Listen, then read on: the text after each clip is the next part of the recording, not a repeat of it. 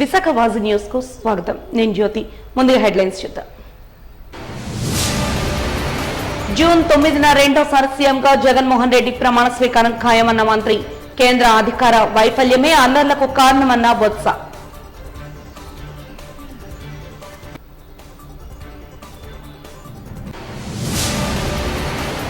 I-PAC కోతలు కోయడమే తప్ప CM Jagan వ్యాఖ్యల్లో పసలేదన్న మాజీ మంత్రి.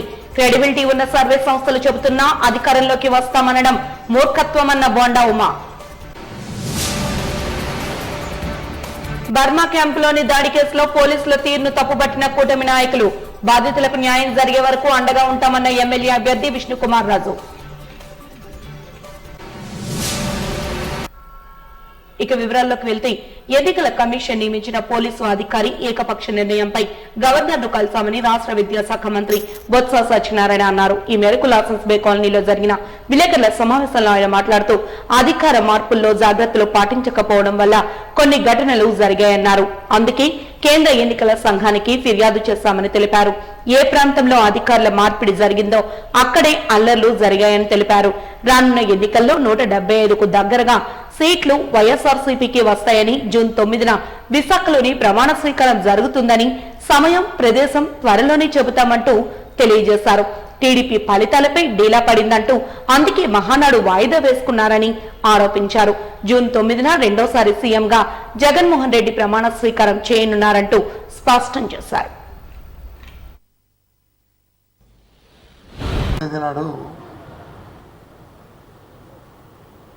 జగన్మోహన్ రెడ్డి గారు ఈ రాష్ట్రానికి రెండోసారి ముఖ్యమంత్రిగా విశాఖపట్నంలో ప్రమాణ స్వీకారం చేయబోతున్నారు.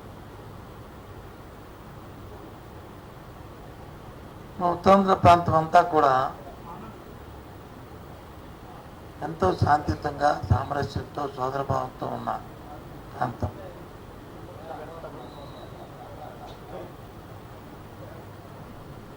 ఎన్నికల నేపథ్యంలో కూడా ఎక్కడో చిన్న చిన్న సంఘటనలు తప్ప పెద్ద సంఘటనలు ఎక్కడా జరగలే, ఏ విధంగా ఇబ్బంది జరగలే. అటు రాజకీయ పక్షాలు కానీ, ప్రజలు కానీ, లేదా అధికారులు కానీ, అధికార యంత్రాంగాలు కానీ అందరూ కూడా ఎవరి బాధ్యత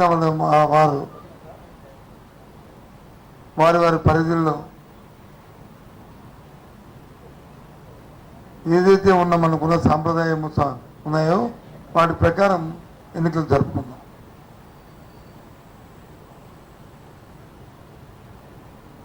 అయిన తర్వాత 1-2 చిన్న చిన్న సంఘటనలు జరుగుతున్న నేపథ్యంలో వాటిని రాజకీయ లబ్ధి కోసం, రాజకీయ కోణంలో దయచేసి శాంతియుతంగా ఉన్న మా ఉత్తరాంధ్ర ప్రాంతంలో ఇటువంటి సంస్కృతి లేని నేపథ్యంలో రాజకీయాల కోసం లేనిపోయిన రాజకీయ ఆరోపణలు చేస్తూ వాటిని ప్రేరేపించొద్దని అన్ని పార్టీలని కోరుతున్నాను. ముఖ్యంగా పోలీసు వ్యవస్థను కూడా కోరుతున్నాను. నిష్పక్షపాతంగా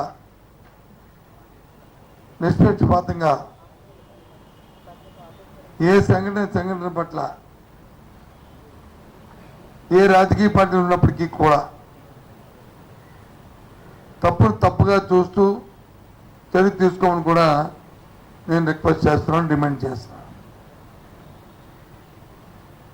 అదే నేపథ్యంలో రాజకీయ నాయకులు కూడా అనవసరంగా ఆరోపణలు చేసుకొని నిందారోపణలు చేయడం అనేది తగదు. ఇటువంటిని హింసను ప్రోత్సహించొద్దు. మా వరకు వైసీపీ పార్టీ దానికి పూర్తి వ్యతిరేకమని చెప్పి మనం చేస్తాం. ఇలాంటి సంఘటనలు ఏ పరిస్థితుల్లో ఎట్టి పరిస్థితులు కూడా ఉపేక్షించమని మనం చేస్తాం. ఎక్కడో విశాఖ పార్లమెంటరీ పరిధిలో ఒక సంఘటన జరిగింది. దాన్ని వచ్చి రాజకీయ కోణంలో, రాజకీయ ఉద్దేశంతో లేనిపోయిన ఆపాదనలు సృష్టిస్తూ మాట్లాడడం సమంజసం కాదని మనం చేస్తున్నాను. పూర్వపరాలు తెలుసుకుని చేయాలని, అలాగే సైమిల్టేనియస్గా నేను కూడా పోలీసు అధికారులతో మాట్లాడడం జరిగింది. ఒకవేళ నిజంగా దాన్ని రాజకీయ ప్రారంభం కానీ కక్షపూరితమైన చర్యగా అది అయితే మాత్రం నిష్పక్షపాతంగా చర్య తీసుకోవాలని కూడా డిమాండ్ చేస్తున్నాను. ఎందుకంటే మా ఉత్తరాంధ్ర ప్రాంతం ఎంతో సామరస్యంగా సోదర భావంతో మెలిగే మనుషులు. రేపు 9వ తారీఖు నాడు జగన్మోహన్ రెడ్డి ప్రమాణ స్వీకారం చేసిన తర్వాత ఈ ప్రాంత ఎగ్జిక్యూటివ్ క్యాపిటల్గా వస్తూ ఎంతో ప్రపంచ స్థాయిలో ఈ పట్టణం అభివృద్ధి చెందుతున్న నేపథ్యంలో దీన్ని మనం కాపాడుకోవాల్సిన బాధ్యత, ఈ ప్రాంతాన్ని అభివృద్ధి చేసుకునే బాధ్యత ఆ మన సాంప్రదాయాల్ని మనం కొనసాగించే బాధ్యత ఈ ప్రాంత పౌరులుగా, ఒక రాజకీయ పార్టీ నేతలుగా కాకుండా ప్రాంత పౌరులుగా మన బాధ్యత అని చెప్పి అన్ని రాజకీయ పార్టీలు కూడా నేను కోరుతున్నాను. దయచేసి సుప్రీంకోర్టు ఆదేశాలతో జగన్మోహన్ రెడ్డి ఇసుక మాఫియా తేటతెల్లమైందంటూ మాజీ మంత్రి టీడీపీ నాయకులు నక్కా ఆనంద్ బాబు అన్నారు. ఈ మేరకు అమరావతిలోని ఎన్టీఆర్ భవన్లో విలేకరుల సమావేశంలో ఆయన మాట్లాడారు. విచారణ చేపట్టాలని ఆదేశించడం ఆహ్వానించదగ్గ పరిణామం. ఈ కమిటీలో అధికారులు కూడా రాష్ట్ర ప్రభుత్వం ఆధీనంలో కాకుండా, రాష్ట్ర ప్రభుత్వ అధికారులుగా కాకుండా సుప్రీంకోర్టు నియమించిన అధికారులా వ్యవహరించాలని చెప్పి ఆదేశాలు ఇవ్వటం అనేది ప్రభుత్వం సిగ్గుపడాల్సిన అంశం, సిగ్గుతో తలదించుకోవాల్సిన అంశం.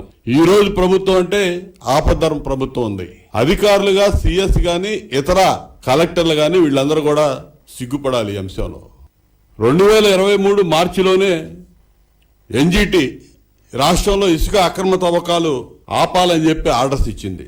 అదేవిధంగా ఎటువంటి అనుమతులు లేకుండా ఇక్కడ జరుగుతా ఉన్నాయి అక్రమ తవ్వకాలు, వీటి మీద విచారణ జరపండి అంటే విచారణ జరిపి ఇచ్చినటువంటి ఆదేశాలు అమలు చేయకుండా ఈ రాష్ట్రంలో ఉన్నటువంటి కలెక్టర్లు కూడా 22 జిల్లాల కలెక్టర్లు ఒకే విధమైనటువంటి నివేదికలు ఇచ్చి కోర్టును కూడా మభ్యపెట్టారు. అక్రమ తవ్వకాలు ఏమీ జరగట్లేదని యూనిఫామ్ గా ఒకే నివేదికలు సమర్పించారు. అవన్నీ కూడా కోర్టు పరిశీలన చేయడం జరిగింది. దాదాపు మార్చి 23లో వీళ్ళ పర్మిషన్లు అయిపోతే ఆ కోర్టు ఆర్డర్స్ ఇస్తే మొన్న మార్చి వరకు ఎటువంటి అనుమతులు, పర్యావరణ అనుమతులు కానీ ఇతరత్ర అనుమతులు కానీ ఎటువంటి అనుమతులు లేకుండా యథేచ్ఛగా అక్రమంగా ఇసుక తవ్వకాలు జరిపించారు. దీనికి ఏం సమాధానం చెప్తారు ఈ ప్రభుత్వం? మేము మొత్తుకుంటా ఉన్నాం. చంద్రబాబు నాయుడు గారు 2023లో 40,000 కోట్లు జగన్మోహన్ రెడ్డి కనుసన్నల్లో అక్రమ ఇసుక మైనింగ్ జరిగింది. ఈ రాష్ట్రంలో ఎవడెవడు కారకులు, ఏ డిపార్ట్మెంట్స్ ఏ విధంగా సహకరించినాయో, డిఎంజీ వెంకటరెడ్డి వీటన్నిటికీ పాత్రధారిగా సూత్రధారిగా ఉండి ఏ విధంగా 1,000 కోట్లు కొల్లగొట్టి వీళ్ళకి సంపాదించి పెడతా ఉన్నాడో, ఇందులో మైనింగ్ ఫారెస్ట్ మినిస్టర్గా ఉన్నటువంటి పెద్దిరెడ్డి రామచంద్రారెడ్డి ఏ విధంగా దోపిడీ చేస్తా ఉన్నాడో మొత్తం కూడా మేము సాక్ష్యాధారాలతో సహా గతంలోనే నిరూపణ చేశాం. వీటన్నిటినీ కూడా అసలు లెక్క చేయకుండా ఎన్జిటి నేషనల్ గ్రీన్ ట్రిబ్యునల్ ఆదేశాలు లెక్క చేయలేదు, సుప్రీంకోర్టు అంటే లెక్కలేదు, అసలు వ్యవస్థలంటే లెక్కలేదు. వీళ్ళ ఇష్టానుసారం అక్రమంగా ఇసుక తవ్వకాలు సాగిస్తానే ఉన్నారు యథేచ్ఛగా. కంచరపాలెం పరిధిలోని బుధవారం రాత్రి మహిళలపై జరిగిన దాడి వ్యక్తిగత గొడవలే తప్ప రాజకీయ ప్రమేయం లేదని డీసీపీ మేకా సత్యబాబు వివరణ ఇచ్చారు. ఈ మేరకు కంచరపాలెం పోలీస్ స్టేషన్లో ఏర్పాటు చేసిన మీడియా సమావేశంలో ఆయన మాట్లాడుతూ ఈ దాడి కేసును ఓట్ల కోసం జరిగిన దాడిగా తప్పుడు ప్రచారం జరుగుతోందని విచారాన్ని వ్యక్తం చేశారు. ఈ సందర్భంగా ఆయన కేసు పూర్వపరాలను వెల్లడించారు. స్థానిక వర్మ క్యాంప్ నూకాలమ్మ ఆలయ సమీపంలో సుంకర నూకరత్నం కుటుంబంతో నివాసం ఉంటున్నారని, ఆమె ఇంటికి సమీపంలో లోకేష్ తన కుటుంబంతో ఉంటున్నారని తెలిపారు. ఈ రెండు కుటుంబాల మధ్య పాత గొడవలు ఉన్నాయని, ఈ నేపథ్యంలో చిన్నపాటి వివాదానికి ముందుగా నూకరత్నం తల్లి ధనలక్ష్మి, ఆమె కుటుంబ సభ్యులు లోకేష్ ఇంటిపై గొడవకు దిగారని తెలిపారు. అలియాస్ నిరీష ఎంఐ కేజీహెచ్లో ఇచ్చినటువంటి ఎమ్మెల్సీ ప్రకారం ఒక ఎఫ్ఐఆర్ చేయడం జరిగింది. ఇది 307 354, 324, 323 రెడ్ విత్ 34 ఐపీసీ కింద ఎఫ్ఐఆర్ చేయడం జరిగింది. దీని ప్రకారం అక్కడే 2 ఇల్లులు అవతల నౌకరత్నం వాళ్ళకి 2 హౌసెస్ అవతల ఉంటున్నటువంటి ఆశ, ఈ కనకరత్నం వాళ్ళ ఫ్యామిలీకి ఇంతకుముందు కూడా గ్రడ్జెస్ ఉన్నాయి, ఒకళ్ళు తిట్టుకుంటూ అట్లా ఉంటారు. నిన్న కూడా ఈ ఆశకి కనకరత్నం వాళ్ళకి అదేవిధంగా ఈ నౌకరత్నం వీళ్ళకి గొడవ జరిగింది. గొడవ జరిగినప్పుడు వీళ్ళు ఇతను కజిన్ అయినటువంటి లోకేష్ అన్న అతన్ని కాల్ చేస్తే అతను ఇంకొక 300-400 మీటర్స్లో అక్కడే ఉంటాడు బర్మా క్యాంపులో. అతను వచ్చి వీళ్ళని గట్టిగా కొట్టడం జరిగింది, ఒక కర్రతోటి గట్టిగా కొట్టడం జరిగింది, హెడ్ ఇంజరీస్ అయింది. దీని మీద అటెంప్ట్ టు మర్డర్ 307, ఉమెన్తో ఇండీసెంట్గా అవుట్రేజింగ్ ఇది మోడెస్ట్ ఇవి ఉన్నాయి కాబట్టి 354. అదేవిధంగా యాసాన్ అమ్మాయి రాడ్తో కూడా కొట్టడం జరిగింది. దానివల్ల 324, 323 మొత్తం మీద 5 మంది మీద ఈ కేసు ఎఫ్ఐఆర్ చేయడం జరిగింది. ఆల్రెడీ ముద్దాయిని రిమాండ్ కూడా పంపించడం జరిగింది. 100% ఎటువంటి రాజకీయ విద్వేషాలతో జరిగినటువంటి సంఘటన కాదు. ఇది పూర్తిగా వ్యక్తిగతమైనటువంటి గొడవల వల్ల జరిగినటువంటి సంఘటన. ఎందుకంటే ఇది ఫస్ట్ పోలీస్ స్టేషన్ కూడా రాలేదు, వాళ్ళు డైరెక్ట్గా కేజీహెచ్కి వెళ్ళారు. దెబ్బలు తగిలిన వెంటనే కేజీహెచ్ అవుట్ పోస్ట్లో వాళ్ళు అక్కడ రికార్డ్ చేసినటువంటి స్టేట్మెంట్ మీద ఎఫ్ఐఆర్ చేయడం జరిగింది. So this is 100% is not political issue. 200% is not a political rivalry.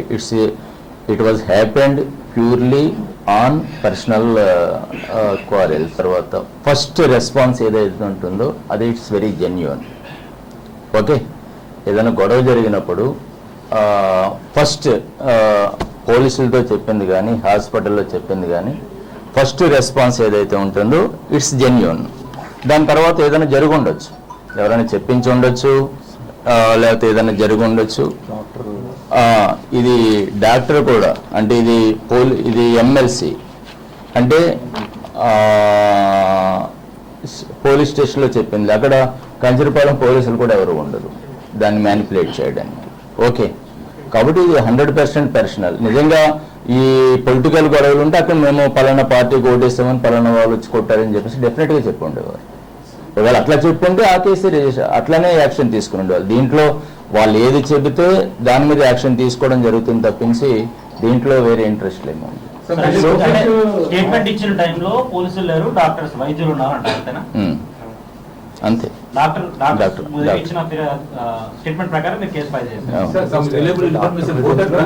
Doctor presence లో కేజీహెచ్ లో ఉన్నటువంటి అవుట్ పోస్ట్ లో ఉండేటువంటి హెడ్ కానిస్టేబుల్ అక్కడ చేయడం జరిగింది. వాళ్ళు కూడా కేజీహెచ్ లో అవుట్ పోస్ట్ లో ఉండే వాళ్ళు కూడా అక్కడ 1 టౌన్ కి సంబంధించినటువంటి వాళ్ళు. అతను ఏ పార్టీ కూడా ఎవరికి తెలియదు. అతనికి ఎటువంటి పొలిటికల్ ఎఫిలియేషన్ లేదు. జరిగిన తర్వాత మార్నింగ్ టెలికాన్ఫరెన్స్ లో దీని మీద డిస్కషన్ జరిగింది. నేను పర్సనల్ గా మధ్యాహ్నం ఆఫ్టర్నూన్ పోలీస్ స్టేషన్కి రావడం జరిగింది. దీని మీద కంప్లీట్ గా రివ్యూ చేసి ఎంక్వైరీ చేయడం జరిగింది. ఒకవేళ రియల్గా పొలిటికల్గా ఉంటే పొలిటికల్గానే యాక్షన్ తీసుకుంటాం, దాంట్లో ఎటువంటి సందేహం లేదు. మీరు చూసే ఉంటారు, ఒక ఇన్స్పెక్టర్ని సస్పెండ్ చేయడం కూడా జరిగింది. ఒక కంటెస్టింగ్ క్యాండిడేట్ రౌడీ షీటర్ని సరిగ్గా ప్రాపర్గా డీల్ చేయలేదని. అది దాంట్లో ఎటువంటి సందేహం లేదు. ఓకే, అది ప్యూర్లీ అది పర్సనల్. ఇదే కదా, ఇంతకు ముందు కూడా వాళ్ళు 2 ఫ్యామిలీస్ జస్ట్ ఒక మధ్యలో ఒక 2 హౌసెస్ మాత్రమే ఉంటాయి. కంప్లైనెంట్ అండ్ రెస్పాండెంట్స్ ఇంటి మధ్యలో 2 ఇల్లులు మాత్రమే ఉంటాయి.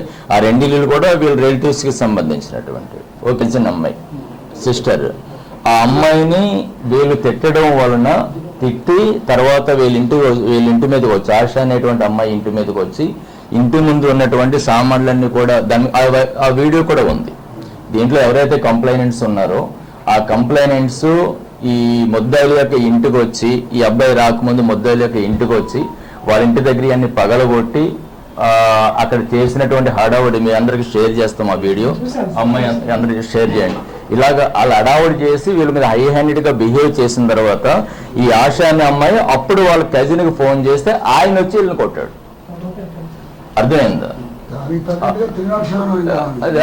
అంతేగా యాక్చువల్గా దాన్ని వేరే 326 ఇటువంటి సెక్షన్ 324 వేయవచ్చు, కానీ మేము ఇది గట్టిగా డీల్ చేయలేని ఉద్దేశంతో దెబ్బలు గట్టిగా తగిలేని 307 కూడా చేసి ఎఫ్ఐఆర్ చేయడం జరిగింది. ఇదిలా ఉండగా విశాఖలో ఎన్నికల తర్వాత వైసీపీ నేతలు దాడులు చేయడం దారుణమంటూ మాజీ ఎమ్మెల్యే బీజేపీ ఉత్తర నియోజకవర్గ అభ్యర్థి పి విష్ణుకుమార్ రాజు మండిపడ్డారు. ఈ మేరకు శుక్రవారం సీతమ్మదారిలోని ఆయన కార్యాలయంలో ఏర్పాటు చేసిన మీడియా సమావేశంలో మాట్లాడుతూ విశాఖలో మంచి సంస్కృతిని వైసీపీ సర్వనాశనం చేస్తోందని విమర్శించారు. బర్మా క్యాంపులోని ధనలక్ష్మి కుటుంబం టీడీపీ బీజేపీకి ఓటు వేశారని వైసీపీ నాయకులు దాడి చేశారని ఆరోపించారు. వైసీపీకి ఓటు వేయలేదని దాడి చేస్తే పోలీసులు కుటుంబ గొడవలని తప్పుదో పట్టిస్తున్నారంటూ విమర్శించారు. వైసీపీ గూండాలకు రోజులు ముగిశాయని ఈ దాడిని సిపి దృష్టికి తీసుకువెళ్లి బాధితులకు న్యాయం జరిగే వరకు పోరాటం చేస్తామన్నారు. వైసీపీ పాలనలో ప్రజలు భయభ్రాంతులకు గురవుతున్నారని తెలిపారు. ఈ సంఘటనపై పోలీసులు పూర్తి స్థాయిలో విచారణ జరిపించాలని విజ్ఞప్తి చేశారు. అలాగే ధనలక్ష్మి కుటుంబంపై దాడి చేసిన వారిపై కఠిన చర్యలు తీసుకోవాలని డిమాండ్ చేశారు. సమావేశంలో జనసేన ఉత్తర ఇన్ఛార్జ్ పసుపులేటి ఉషాకిరణ్, బాధితులు ధనలక్ష్మి, నూకరత్నం తదితరులు పాల్గొన్నారు. ఇంటిలో కూడా రక్తపు మడుగుల్లో ఉంది ఇల్లు. వాళ్ళకి ఈ విధమైన దీన స్థితిలో వాళ్ళు ఇంటికి వెళ్ళలేనటువంటి పరిస్థితి.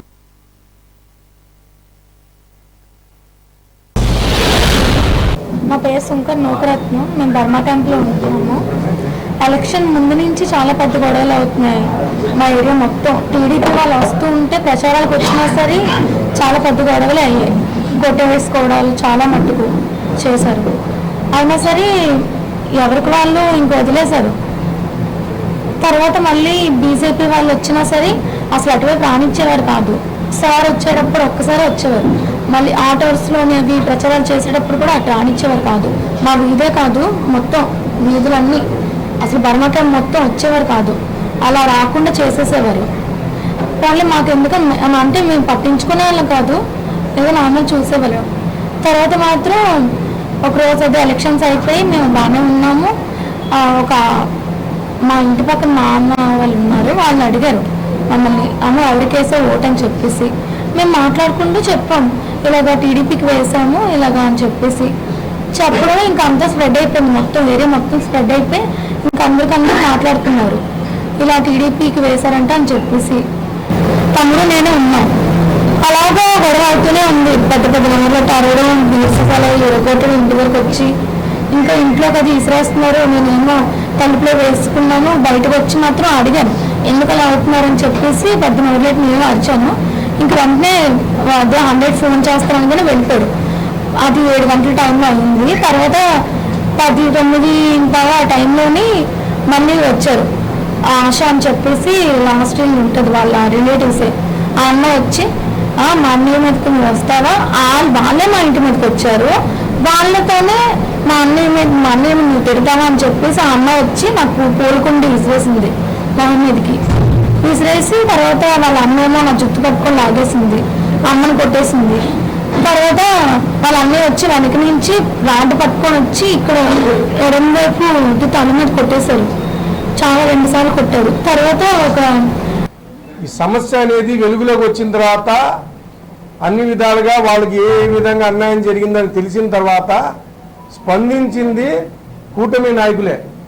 అది టీడీపీయా బీజేపీయా జనసేన అనేది కాదండి, స్పందించారు. అలాగే ఎమ్మెల్యే గారు, కాబోయే ఎమ్మెల్యే గారు విష్ణుకుమార్ రాజు గారి యొక్క దృష్టిలో వచ్చిన తర్వాత వారిని పిలిపించి ఈ మీడియా సమావేశం పెట్టింది వాళ్ళకి న్యాయం చేయడానికి. ఈ మీడియా సమావేశం పెట్టింది వాళ్ళు న్యాయం చేయడానికి.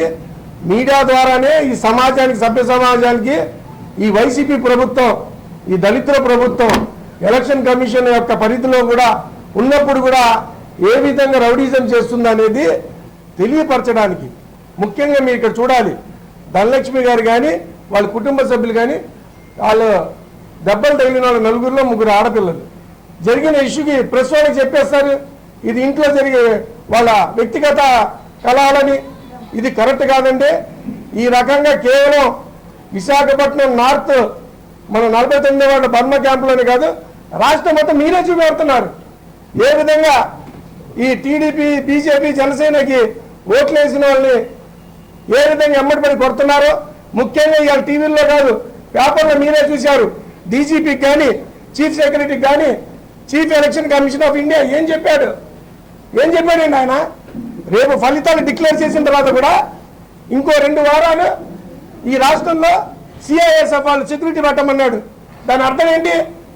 ప్రజాస్వామ్యం ఉన్నట్ట లేనట్ట?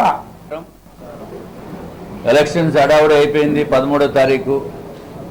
జనరల్గా ఎలక్షన్స్ ముందు గొడవలు జరుగుతాయి, కానీ ఆశ్చర్యం ఏంటంటే ఎలక్షన్స్ అయిపోయిన తర్వాత కూడా గొడవలు జరగటం అనేది ఒక ఆశ్చర్యకరమైన విషయం. ఒక మంచి సంస్కృతిని సర్వనాశనం చేస్తున్నది ఈ వైఎస్ఆర్సీపీ అని చెప్పడానికి ఏమాత్రం సందేహం లేదు. మన జిల్లాలోనే కాకుండా పల్నాడులో జరుగుతున్న గొడవలన్నింటినీ మనం చూస్తున్నాము, అట్లాగే తాడిపత్రిలో కూడా చూస్తున్నాము, అట్లాగే విశాఖపట్నంలో కూడా జరగడం అనేది చాలా ఆశ్చర్యకరమైన విషయము. అట్లాగే దీనికి కారణమంతా వైఎస్ఆర్సీపీ నేతల ప్రమేయం ఉందని చెప్పి మేము తెలియజేసుకుంటున్నాం. ఏదైతే బర్మా క్యాంపులో ఎవరైతే మహిళ సుంకర ధనలక్ష్మి అనే ఆవిడ పాపం 20 సంవత్సరాల నుంచి ఒక పాన్ షాప్ పెట్టుకుని పాన్ షాప్ నడుపుకుంటూ ఉంటున్నప్పుడు 13వ తారీఖు ఓట్ల ఎలక్షన్కి వాళ్ళు కుమారుడు కూడా హైదరాబాద్ నుంచి వచ్చి, అట్లాగే వాళ్ళ కూతురు కూడా అందరూ కూడా ఫ్యామిలీ తోటి వచ్చి తెలుగుదేశం పార్టీకి భారతీయ జనతా పార్టీకి ఓటు వేసినట్టుగా పైకి చెప్పడం వలన జరిగిన సంఘటనలు మనం అందరం అర్థం చేసుకోవాలి. సంఘటన ఏ విధంగా జరిగిందంటే వీళ్ళు పొరపాటున సీక్రసీ మెయింటైన్ చేయకుండా ఓట్ల ఎలక్షన్ అయిపోయింది కదా అని చెప్పి మాకు అభిమానంతో విష్ణుకుమార్ రాజుకి ఓటేసాము, అట్లాగే సైకిల్ గుర్తుకి భరత్ గారికి ఓటేసామని చెప్పి వాళ్ళు చెప్పిన పిదప అక్కడి నుంచి మొదలైంది వాళ్ళకి హెరాస్మెంట్. అంటే ఆ బర్మా కాలనీలో బర్మా క్యాంప్లో ఎవరైతే రౌడీజం చేస్తూ విచ్చలవిడిగా తిరిగే ఆంబోతులు కొంతమంది ఉన్నారు, వాళ్ళ దగ్గర నుంచి ఎందుకు నువ్వు వాళ్ళకి ఓటేసావు, ఈ మాకు వైఎస్ఆర్సీపీకి తప్ప ఇది మా వైఎస్ఆర్సీపీ అడ్డా అని ఉద్దేశంతో కొంతమంది వ్యక్తులు అత్యంత దారుణంగా కనీసం మినిమం ఇంగిత జ్ఞానం లేకుండా ఈ సుంకర ధనలక్ష్మి ఆవిడపైన దాడి చేయడం జరిగింది. అట్లాగే సుంకర నూకరత్నం ఆ అమ్మాయి డిగ్రీ చదివింది, ఆ అమ్మాయి పైన కూడా దాడి చేసి సుంకర రమ్య ఆ అమ్మాయి ప్రెగ్నెంట్ అమ్మాయి కడుపుతో ఉన్న అమ్మాయిని కూడా కడుపు పైన తన్ని నానా హింసలు గురి చేశారు. అట్లాగే సుంకర మణికంఠ 20 సంవత్సరాల అబ్బాయి బీఆర్కి చదువుతున్నాడు, బ్యాచిలర్ ఇన్ ఆర్కిటెక్చరు, హైదరాబాద్లో చదువుతున్నాడు. ఓటు వేయటానికి ఇక్కడికి హైదరాబాద్ నుంచి విశాఖపట్నం వచ్చి ఓటు వేయటానికి వచ్చాడు. ఓటు వేసాడు కదా, సంతోషంతో ఉన్నాడు. 15వ తారీఖు రాత్రి 9 గంటల నుంచి మొదలైంది వాళ్ళకి నరకం.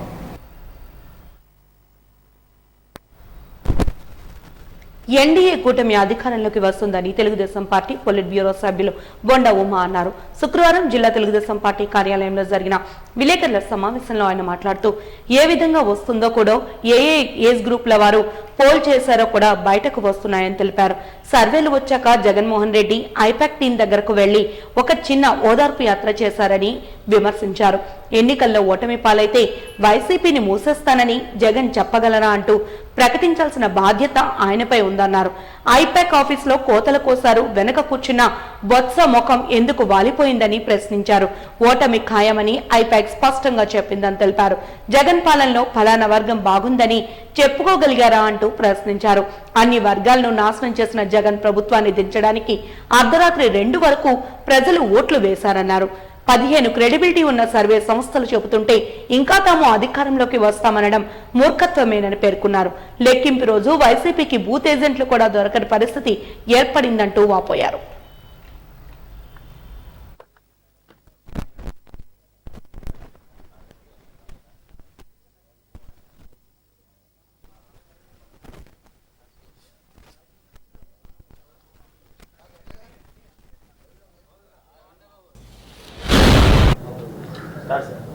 రాష్ట్రంలో మొన్న జరిగినటువంటి సార్వత్రిక ఎన్నికలు మే 13వ తారీఖు పోలింగ్లో మేధావులు కానీ అలాగే జాతీయ మీడియా కానీ అనేక మంది క్రెడిబిలిటీ ఉన్నటువంటి సర్వేలు కానీ దాదాపు 15 సర్వేలు ఎన్డీఏ కూటమి అధికారంలోకి వస్తుంది, ఏ విధంగా వస్తుందో కూడా ఏ ఏజ్ గ్రూప్ వాళ్ళు ఏ విధంగా పోల్ చేశారు, ఏ ఏజ్ గ్రూప్ వాళ్ళు ఎటువైపు మొగ్గు చూపారు, మహిళలు ఎటువైపు ఉన్నారు, బీసీలు ఎటువైపు ఉన్నారు, అలాగే ఎస్సీలు మైనార్టీలు ఎటువైపు ఉన్నారు అనేది చాలా క్లారిటీతో అనాలిసిస్ చేసి సర్వేలు ప్రకటించినాయి. దాదాపు అన్ని సర్వేలు కూడా కూటమి ఏకపక్ష విజయం అని ప్రకటించిన తర్వాత జగన్మోహన్ రెడ్డి నిన్న ఐపాక్ టీం దగ్గరికి వెళ్ళి ఒక చిన్న ఓదార్పు యాత్ర చేశాడు విజయవాడలో. ఎందుకంటే ఐపాక్ టీం వాళ్ళందరూ కూడా ఈ సర్వేల్ని అనాలిసిస్ చేసి అన్ని రకాలుగా ప్రశాంత్ కిషోర్ మొదటి చెప్పాడు, అలాగే అనేక సీనియర్ జర్నలిస్టులు చెప్పారు, మీడియా చెప్పింది, అలాగే ఇవాళ ఐపాక్ టీము అదే నిజమైందనేది అందరూ దీంట్లో ఉంటే ఈనాడు ఓదార్పు యాత్రకు వెళ్ళి వాళ్ళని ఓదార్చి బయటకు వచ్చి ఏడవలేక నవ్వుతూ జగన్మోహన్ రెడ్డి మొత్తం సీట్లు మాయే, మొత్తం గెలుస్తున్నాం, చరిత్ర సృష్టిస్తున్నాం, జూన్ 4వ తారీఖు దేశం మొత్తం ఏపీ వైపు చూస్తుంది అన్నాడు. ఓకే, నీ నమ్మకం నీకు ఉండొచ్చు, నీకు నమ్మకం ఉంటే జూన్ 4వ తారీఖు నాడు తెలుగుదేశం పార్టీ కూటమి విజయం సాధించిన తర్వాత నీ భాషలో చెప్పాలంటే తెలుగుదేశం విజయం సాధిస్తే నా వైసీపీని మూసేస్తానని చెప్పి ఎందుకు మాట్లాడను? మరి గెలుస్తున్నానని చెప్పావు, ఏకపక్ష విజయం అని చెప్పావు, సీట్లన్నీ 170 సీట్లు నీకే అని చెప్పావు. మరి అన్ని సీట్లు నీకైనప్పుడు రాని పక్షంలో వైసీపీ పార్టీని మూసేస్తానని కూడా ప్రకటించాల్సిన బాధ్యత నీ మీద ఉంది జగన్ రెడ్డి. అది కూడా ప్రకటించారు. విశాఖ ఉత్తర నియోజకవర్గ ఎమ్మెల్యే అభ్యర్థి కేకే రాజు ఆధ్వర్యంలో పార్టీ కేడర్ నాయకులతో ఆత్మీయ సమావేశాన్ని నిర్వహించారు. ముఖ్య అతిథిగా రాజ్యసభ సభ్యులు గొల్ల బాబురావు హాజరయ్యారు. ఈ కార్యక్రమంలో భాగంగా కేకే రాజు మాట్లాడుతూ ఉత్తర నియోజకవర్గంలో ఎన్నికలు సజావుగా జరిగేందుకు వైసీపీ శ్రేణులు ఎంతగానో కృషి చేశాయని కొనియాడారు. పార్టీ విజయానికి సహకరించిన ప్రతి ఒక్కరికి ధన్యవాదాలు తెలిపారు. ప్రచార కార్యక్రమాల్లో ఉత్సాహంగా పాల్గొన్న శ్రేణులను అభినందించారు. విజయం తమదేనంటూ ధీమాను వ్యక్తం చేశారు. అనంతరం పార్లమెంట్ సభ్యులు గొల్ల బాబురావు మాట్లాడుతూ కేకే రాజు వెంట ఒక జన సైన్యం ఉందని, రానున్న ఫలితాల్లో ఆయన విజయం తథ్యమంటూ జోస్యం తెలిపారు. చేస్తున్న వ్యక్తులపైన, నాకు సపోర్ట్ చేసిన వెనకున్న వ్యక్తులపైన దాడులు చేసే ప్రయత్నం చేశారు. ఈరోజు ఏ విధంగా తెలియజేసుకుంటూ మరొకసారి సీనియర్ నాయకులు కానీ వేదిక మీద అదేవిధంగా పెద్దలు ఎన్నో ఆయన సలహాలు సూచనలు కూడా ఏ విధంగా నడవాడాలి అని ఆయన కూడా ఎన్నిక ఈరోజు విశాఖ ఉత్తర నియోజకవర్గంలో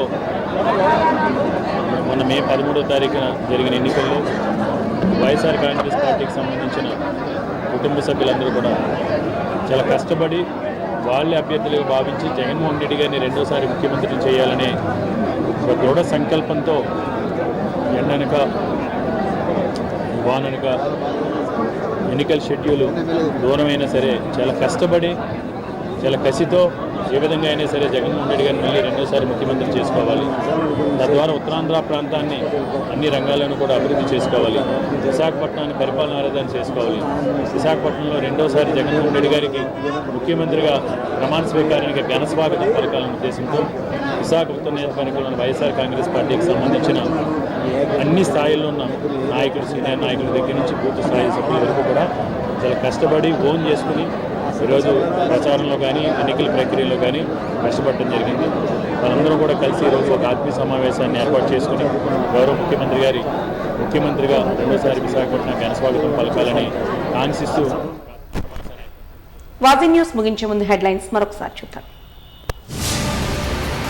జూన్ 9న రెండోసారి సీఎంగా జగన్మోహన్ రెడ్డి ప్రమాణ స్వీకారం ఖాయమన్న మంత్రి. కేంద్ర అధికార వైఫల్యమే అల్లర్లకు కారణమన్న బొత్స.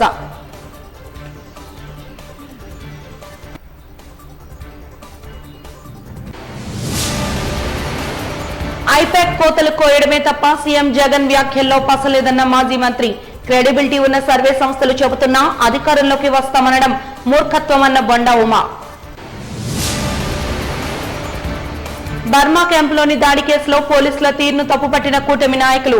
బాధితులకు న్యాయం జరిగే వరకు అండగా ఉంటామన్న ఎమ్మెల్యే అభ్యర్థి విష్ణుకుమార్ రాజు.